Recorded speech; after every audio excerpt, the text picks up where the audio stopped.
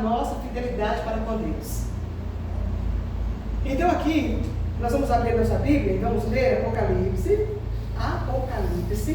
14, do verso 6 até o verso 12. Pedimos a um voluntário que se coloque em pé e vamos ler a palavra de Deus. Como é que é? Apocalipse 14, do verso 6 até o 12. Observei, olha, Amém? observei outro anjo que voava pelo meio do céu e portava nas mãos o Evangelho eterno para anunciar que habitam na terra a toda nação, tribo, língua e povo.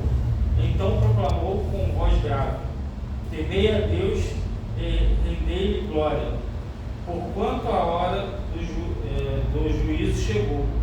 Adorai aquele que fez o céu, a terra, o mar e as fontes das águas. O segundo anjo nos seguiu, exclamando: caiu a grande Babilônia, que deu de beber a todas as nações do vinho da ira e da sua prostituição.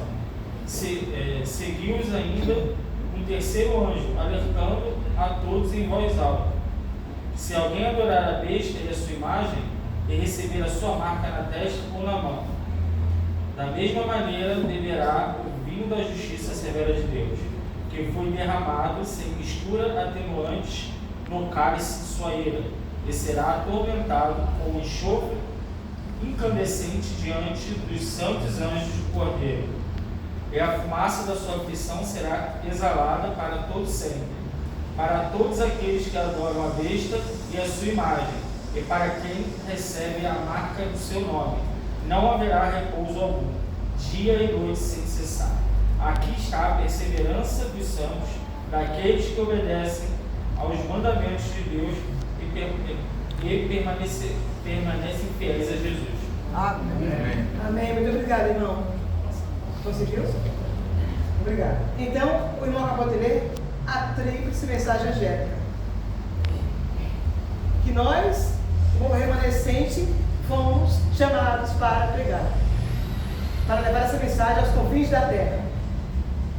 E o teste de lealdade será esse: ou você prega essa mensagem e é fiel a ela, ou receberá a marca da besta, né? Aponta para aqui mesmo? É. Então, vamos falar disso aqui, porque é muito longo, sabe? E não dá tempo de tanta coisa assim.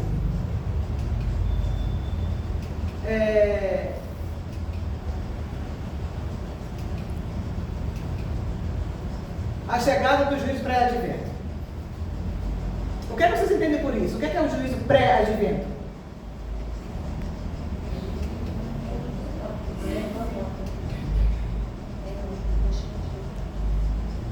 A ordem de adorar aquele que tudo criou e repousou no sétimo dia. Vocês notaram quando o irmão leu a segunda mensagem angélica, a primeira mensagem, que diz assim: temei a Deus, dá-lhe glória para chegar lá no seu juízo e adorar aquele que fez o céu, a terra, o mar e as fontes das águas, certo? Esse texto bíblico se encontra em outro livro da Bíblia. Qual é? Hã? Não. É Gênesis também, mas é um livro que nós pregamos muito.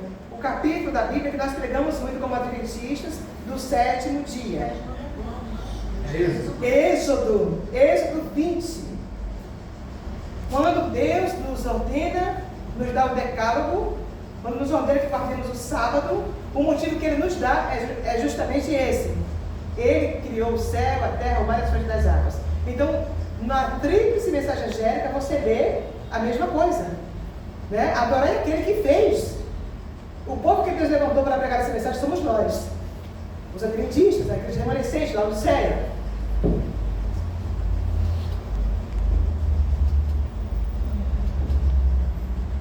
E também temos que pegar a queda da Babilônia mística. Quem é a Babilônia mística?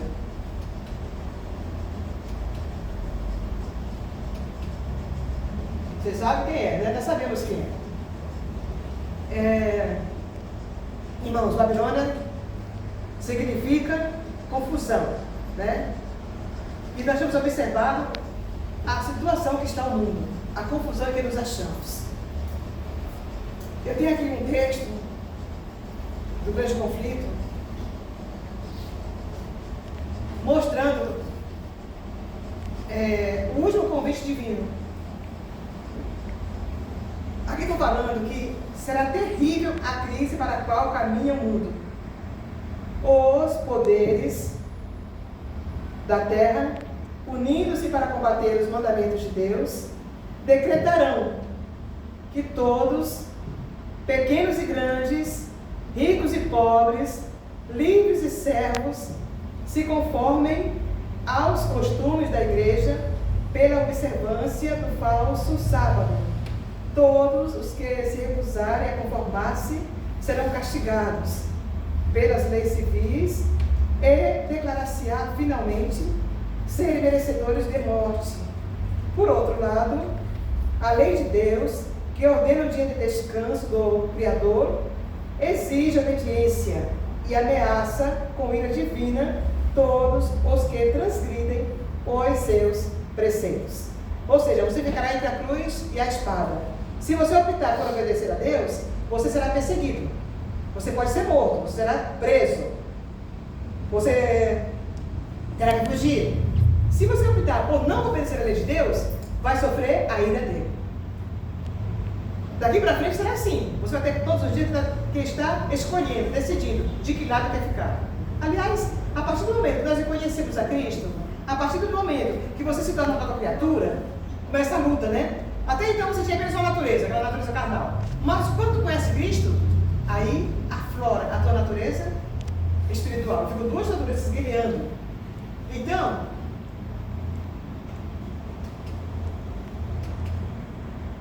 a terceira mensagem angélica apresenta as características do povo de Deus nos últimos dias.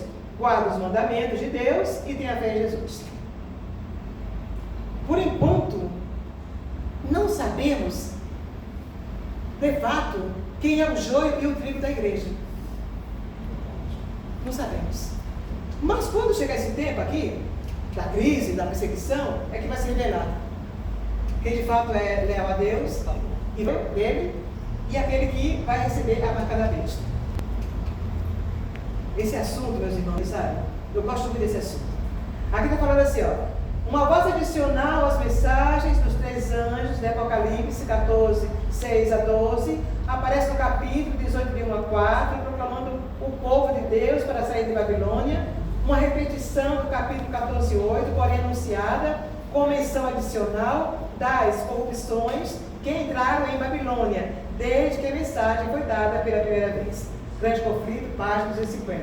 Eu fiquei comparando o grande conflito missionário com o que eu tenho em casa, e eu estou amando esse grande conflito missionário, porque está mais resumido, né? Mais facilmente a gente entende e lê melhor.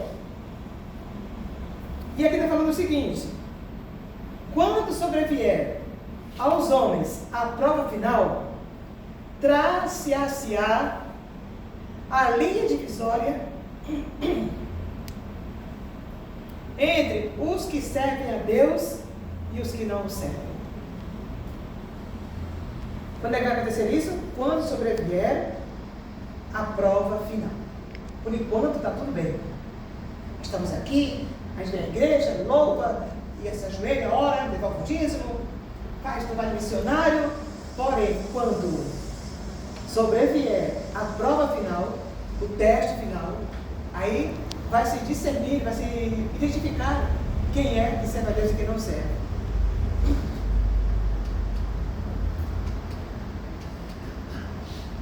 É o grande teste para a humanidade que gira em torno da lei de Deus.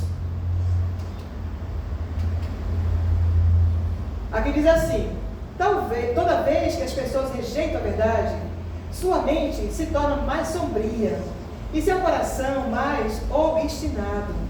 Continuam a passar por cima de um dos 10 mandamentos, até perseguirem aqueles que consideram santa a lei de Deus. Como temos visto isso, irmãos?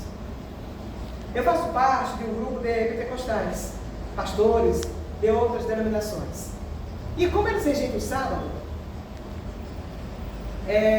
eles não não simpatizam conosco. Eles não simpatizam com a igreja adventista do sétimo dia.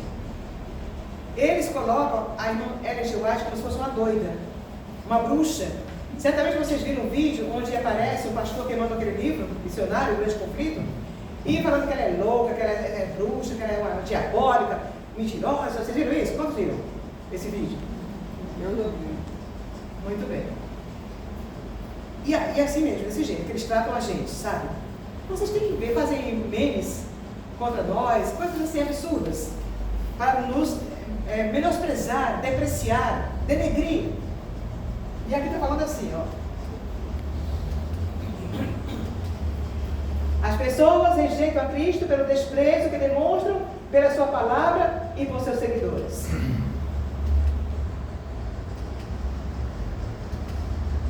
A despeito de se considerarem religiosas, usam a religião como um disfarce para os piores males.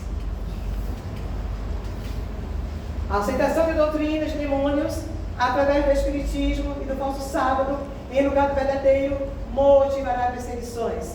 E todos aqueles que se recusarem a fazê-los serão julgados merecedores de morte. É nessa hora que você vai ter que estar bem firme na rocha para não negar o nome de Cristo. Imagina, chegar um soldado,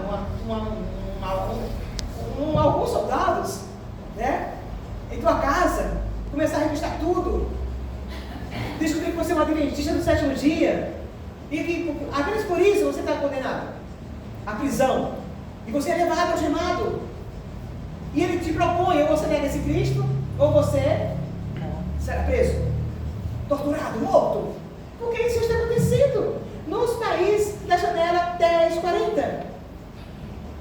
Já está acontecido. Irmãos, aqui nessa mensagem que prepararam, eu não gosto muito de mensagem assim não, preparada, sabe? Para mim é enlatada. A gente fala assim, é uma mensagem enlatada, sabe? Mas foi muito boa, foi muito bom. Então aqui está falando de um homem, um irmão nosso, pastor, o nome dele é Mikhail Petrovich Kulakov, nome russo, será? Mas é Mikhail o nome dele, certo? Então esse Mikhail sofreu terrivelmente quando na Rússia havia aquela lei, né, comunista, que a religião deles era o ateísmo. Nós sabemos que lá imperava o ateísmo, o comunismo. E esse homem então sofreu terrível perseguição. Aqui diz que essa perseguição antirreligiosa foi promovida pelos anos mais fortes do regime soviético. Foi um dos vários presos políticos detidos por questões de fé, apenas porque ele guardava o sábado, apenas porque ele era religioso, apenas porque servia a Cristo. E mesmo após sua liberdade, viveu sendo perseguido. O interessante é que esse homem, esse pastor, aqui diz que ele preferiu a prisão, não levou a Cristo. Ele não foi enviado para Sibéria, aquele lugar gelado, terrível, onde muitos prisioneiros são enviados para sofrerem torturas lá, trabalhos forçados, mas ele ficou preso, comendo aquela comida horrível, escassa. E diz aqui que ele fez parte de uma heróica resistência pacífica contra os abusos do poder soviético. E apesar de ter sido perseguido, nunca procurou agir contra o seu país. Então, queridos irmãos, vamos nos preparar, porque também podemos passar por isso. Alguns sofrerão penas terríveis. Não sabemos quem vai ser escolhido para ser mártir, mas alguns morrerão também, né? Não pode falar isso. E pelo andar da carruagem, isso não está muito longe não. Porque agora nós já vimos, sabe? Eu consigo ver isso já, essa animosidade contra nós. Não tanto no Brasil. No Brasil ainda existe liberdade de expressão, entre aspas, liberdade de culto, mas está caminhando, está se afunilando, sabe? Está caminhando para a situação mais grave, mais séria. E como nós resistiremos? Como é que nós vamos resistir?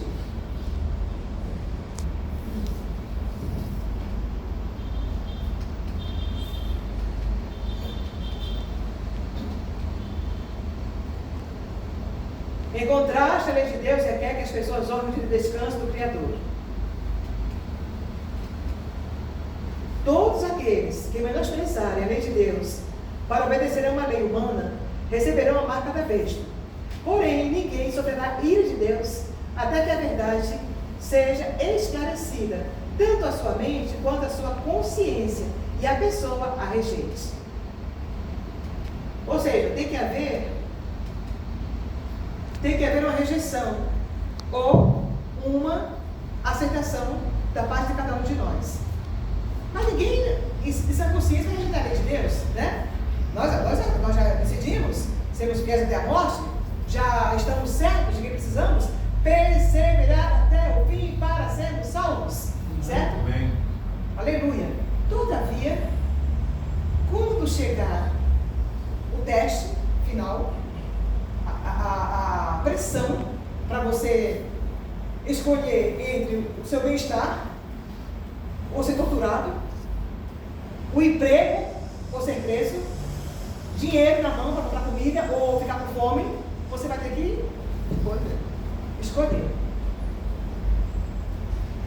E se nossa fé não estiver firme realmente, você não vai resistir. E para que nossa fé fique firme, o que nós temos que fazer? Aqui tem um texto muito interessante da irmã White, vou ler para vocês aqui.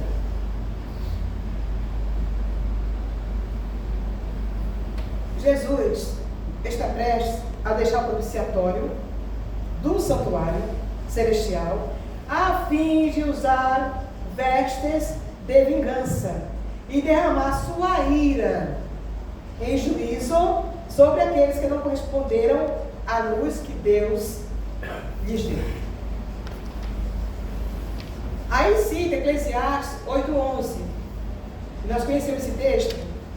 Visto como não se executa logo a sentença sobre a má obra, o que acontece conosco? O nosso coração está inclinado a praticar o mal. Em vez de se sensibilizarem pela paciência e longanimidade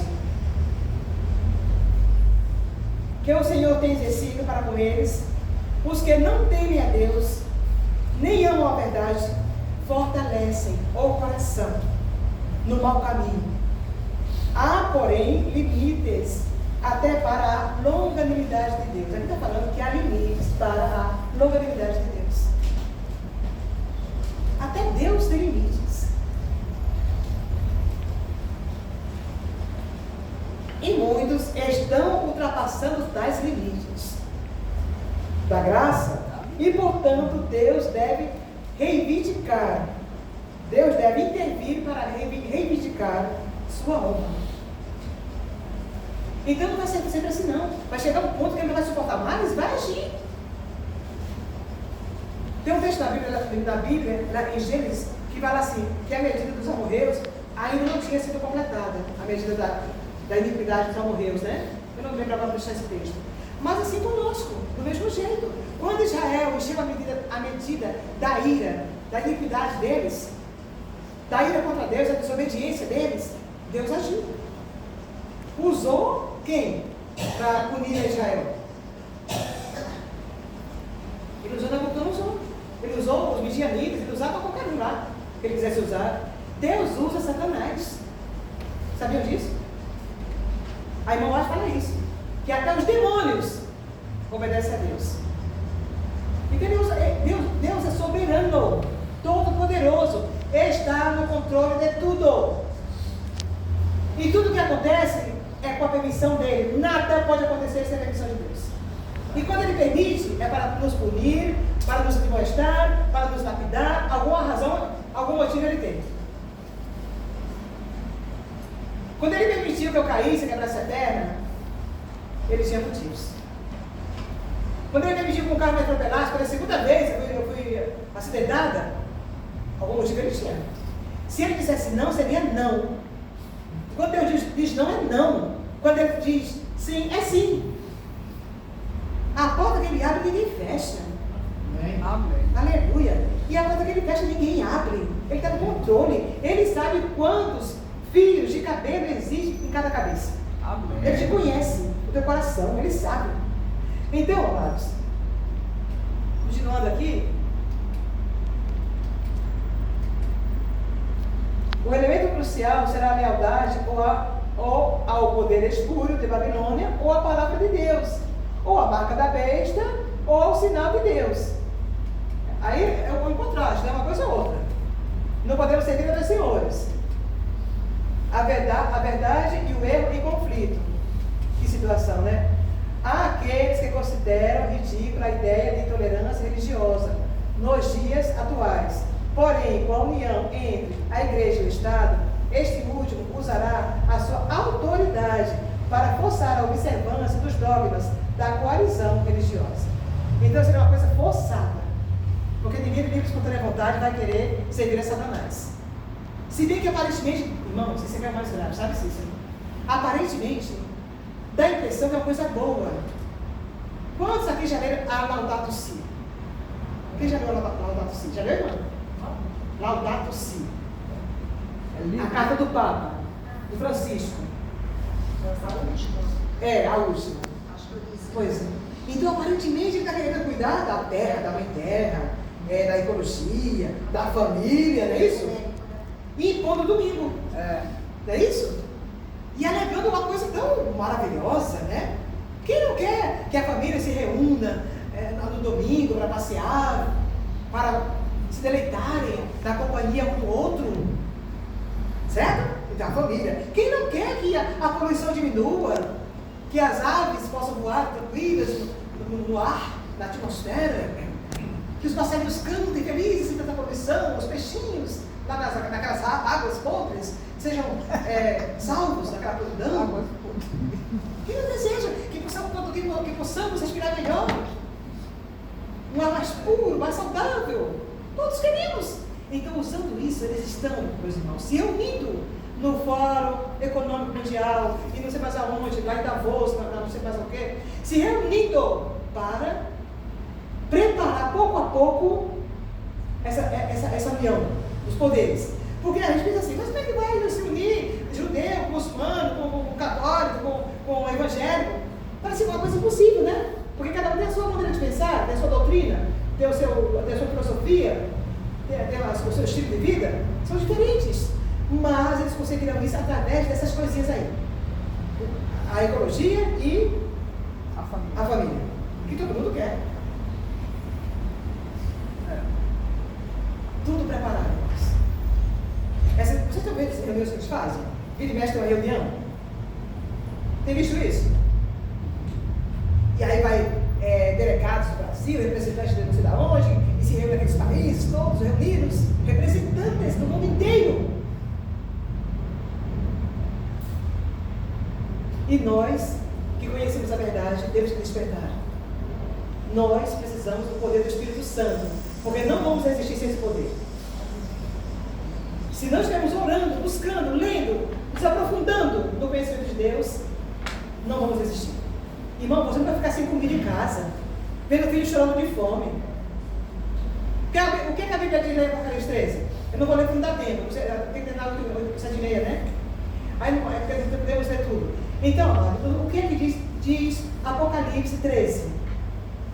Que ninguém vai poder comprar, nem vender, a não ser aquele que tem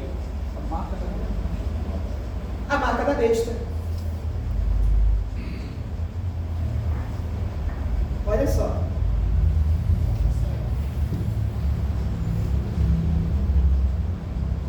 A crise está se aproximando rapidamente. Os acontecimentos rapidamente se intensificam, demonstrando que o tempo do castigo divino se aproxima. Conquanto lhe repugne. Punir é uma coisa repugnante para Deus punir a gente. Aqui está falando, é repugnante para Deus punir. Conquanto lhe repugne punir, não obstante, castigará. E rapidamente, aqueles que andam na luz verão sinais de perigo que se aproximam. Mas não deverão sentar-se em silenciosa e despreocupada expectativa de ruína, conformando-se com a crença de que Deus abrigará seu povo no dia da ira. Longe disso. Deverão compreender que é seu dever trabalhar diligentemente para salvar outros, esperando com grande fé auxílio da parte de Deus. A oração feita por um justo pode muito em seus efeitos. Amém. Aleluia. Glória a Deus. Então, amados, terminando aqui, agora avançou muito. Vamos lá. Isso aqui já foi falado. A mensagem da verdade será apresentada. Isso aqui é importante, ó. A mensagem da verdade será apresentada por instrumentos humildes. Eles denunciarão os pecados de Babilônia. E despertarão milhares que nunca haviam entrado em contato com verdades bíblicas. Quando as pessoas procuram seus mestres para perguntar: isso é verdade? Ou os ministros apresentam fábulas para acalmar a consciência despertada. E é desse jeito mesmo, viu? Então o clero vai tentar impedir, né? Nós sabemos disso. A igreja apelará para o braço do poder civil. E aí vai acontecer a união, né, entre católicos, protestantes e o poder civil.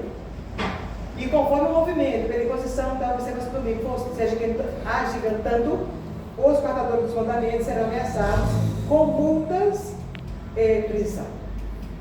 É isso aí, terminou, né? As famílias serão atingidas, nós sabemos que sim. Filhos serão traídos pelos pais e vice-versa.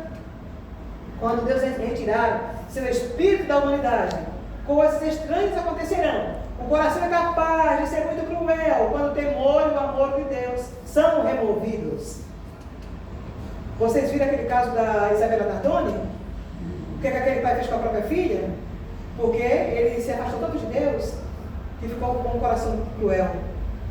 Pessoas talentosas, capazes, antes entusiasmadas com a verdade, transformam-se nos mais amargos inimigos dos fiéis. Que coisa grave, não, irmãos? Então, a irmã acha que grandes estrelas deixarão de brilhar. Ela fala isso. E enquanto Jesus Cristo permanecer como nosso intercessor no santuário celestial, os governantes e o povo sentirão a influência limitadora do Espírito Santo. Uns poucos políticos tementes a Deus conseguiram conter a poderosa corrente do mal. A oposição dos inimigos da verdade será restringida para que a mensagem do terceiro anjo faça sua obra. Isso é muito importante.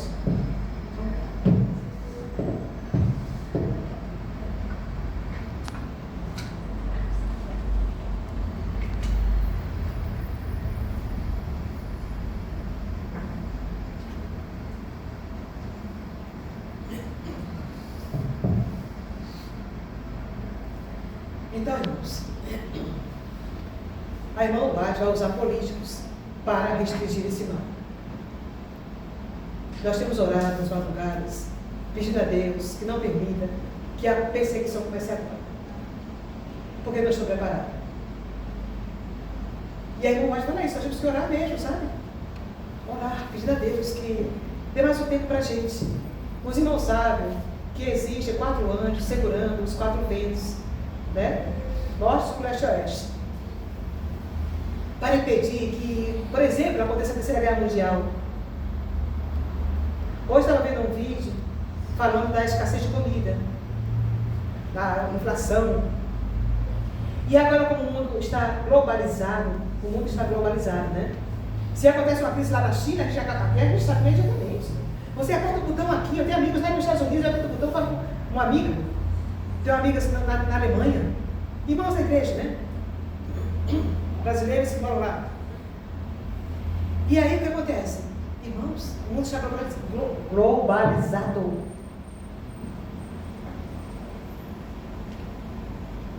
Uma crise lá na Ucrânia afetou o Brasil, certo? A inflação, a carestia, o petróleo, não.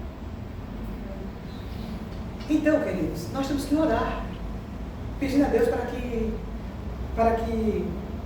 Ele contenha os ventos, as guerras, perseguições, a maldade. Quando, vocês viram aqui que a irmã fala? Quando o Espírito Santo de Deus foi removido do nosso coração, daqueles que não têm Deus, ficará com Deus. Se hoje eles fazem o que fazem, imagina quando chegar a perseguição. Se a Bíblia diz que haverá tempo de angústia, como nunca houve. Daniel 12:1. E nós estamos como? Preparados? Irmãos, nós precisamos do quê? O que vocês acham que a gente precisa? O que a irmã Laje tanto fala? Ela repete sempre nas seus escritos. Temos que orar pedindo o batismo com o Espírito Santo. Irmãos, quando aqueles discípulos que andaram com Cristo se defrontaram com a crise, o que eles fizeram? Fugiram com medo. Todos fugiram. A Bíblia fala que todos fugiram. Pedro negou a Cristo.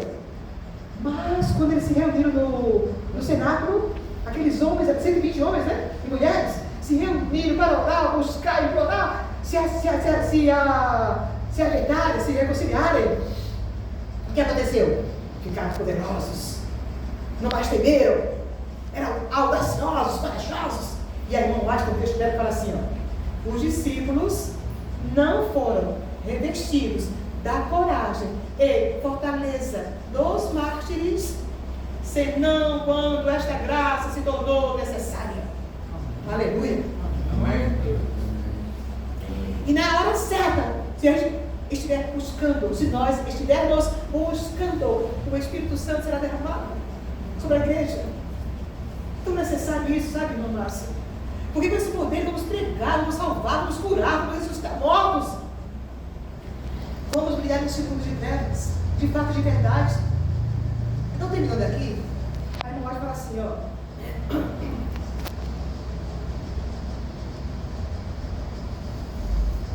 Não é Deus que cega os homens, ou lhes endurece o coração.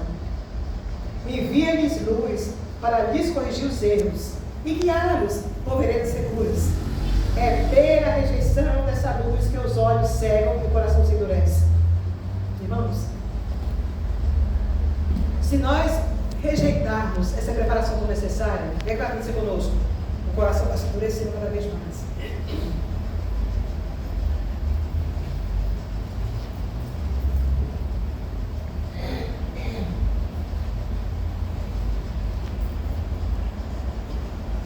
Muitas vezes o processo é gradual e quase imperceptível. Você não nota que está sendo endurecido pelo pecado. Você não nota. É gradual e imperceptível.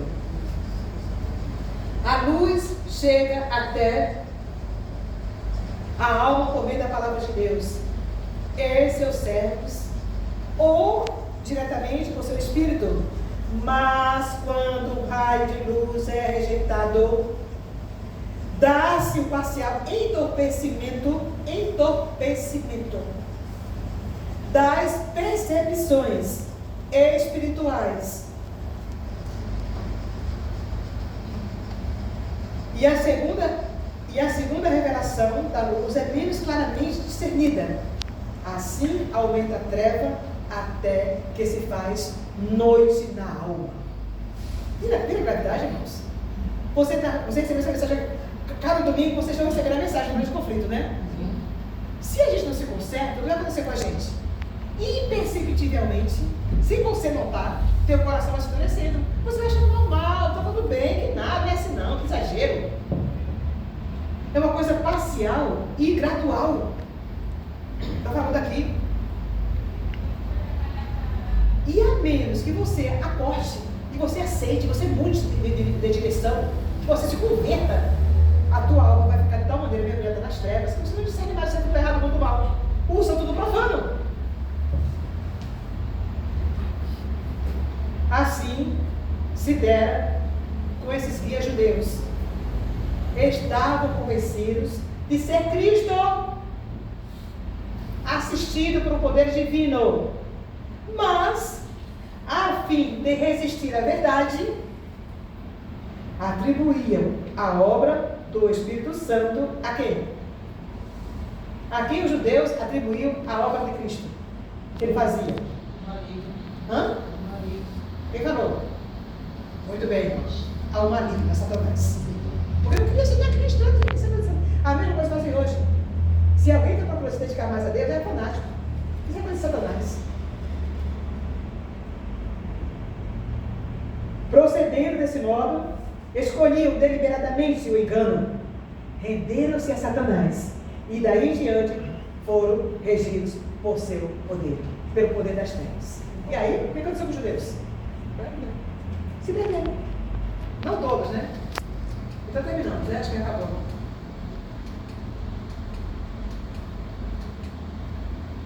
E nossa missão então é buscar as coisas hoje, já falamos que é o Espírito Santo. E nossa missão também é pregar. Sai dela, povo meu, para que o povo saia da Babilônia. E eu pode ser que eu esteja em Babilônia.